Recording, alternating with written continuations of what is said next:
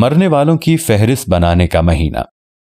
حضرت سیدتنا عائشہ صدیقہ رضی اللہ تعالی عنہا فرماتی ہیں، تاجدار رسالت صلی اللہ تعالی علیہ وآلہ وسلم پورے شعبان کے روزے رکھا کرتے تھے۔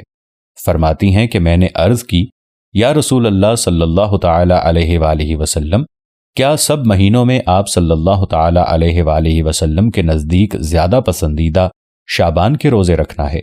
تو محبوب رب العباد صلی اللہ تعالی علیہ وآلہ وسلم نے ارشاد فرمایا، اللہ عز و جل اس سال مرنے والی ہر جان کو لکھ دیتا ہے، اور مجھے یہ پسند ہے کہ میرا وقت رخصت آئے اور میں روزہ دار ہوں۔ مسند ابی یعلا جز 4 صفحہ 377، حدیث نمبر 4890۔